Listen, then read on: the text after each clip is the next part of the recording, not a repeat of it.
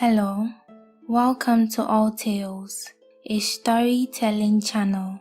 Please do not listen to this when you are driving or doing any activity that requires visual attention. If you like this story or any other story on my channel, please consider liking, sharing, and subscribing. This is a story about Kweku Ananse, a character originating in West African folktales. He is a spider known to be cunning, creative, and witty. Please enjoy. Kweku Ananse and the God of Thunder. In the land where Kweku Ananse and his family lived, there was severe famine. Every household struggled to have a meal a day. Kweku Ananse and his family were greatly affected by the famine too. So every day, Ananse went out into the forest to gather food. Every time he went into the forest, he came back with less food than he did the previous day. Until one day on his quest to find food, he found nothing at all. Kweku Ananse therefore decided to go further into the forest despite the danger it presented, but he still found no food. Kweku Ananse did not give up. He walked and walked until the forest was far behind him. He finally reached the sea where he saw a palm tree standing gallantly on a rather tiny island, not very far from the shore. He easily spotted the palm fruit on the tree and was determined to reach it. Fortunately, he found a boat on the beach. It was a frail boat, but still looked good enough to carry him. Although the stubborn sea wave kept sweeping him back, he was equally as stubborn, and through his persistence, he was able to reach the tiny island. He tied the boat to the tree as the island had only room for the palm tree. When the boat was secure, he began to climb the palm tree. He finally reached the palm fruits and began to pluck them. But to his dismay, when he tried dropping the palm fruits into the boat, they would miss and fall straight into the sea. He had just one palm fruit left, and despite aiming it with great care, that too fell into the sea. He was so angry and hungry. He had put in so much work, and yet he hadn't eaten a single palm fruit. He couldn't entertain the idea of going home with no food after all his efforts. So in his despair, he threw himself into the sea, thinking he would drown. But to his shock, he found himself in front of a small cottage under the deep, deep sea, very capable of breathing too. An old man came out of the cottage and introduced himself to Ananse as the God of Thunder. He then asked Ananse what it was that bothered him so much that he would want to drown himself. Ananse lamented what his worry was, and the old man sympathized with him. He went into his cottage and came out with a beautiful pot, which he gave to Ananse. He told Ananse that he would never go hungry again so long as he had the pot. Ananse thanked the God of Thunder severally and then swam up with a grateful heart, so anxious to test the pot out. Ananse only waited till he was seated in the boat, then said, beautiful pot, what you used to do for your master, do same for me now." And just like that, different types of fruits appeared inside the pot.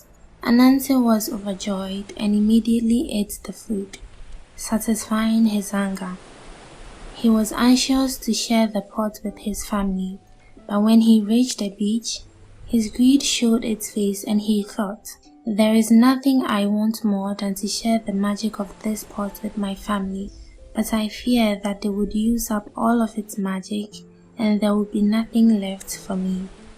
So Ananse decided to keep the pot a secret so that he would have food whenever he wanted, and that decision did not change even when he arrived home and was greeted with the hungry faces of his family.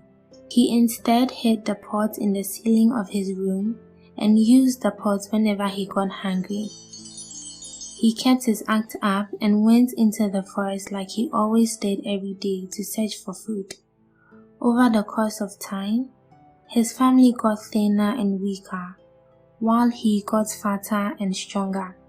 They soon began to suspect him, so his eldest son Ntinkuma followed him one day and spied on him when he had retired into his room after a day of pretending to search for food in the forest.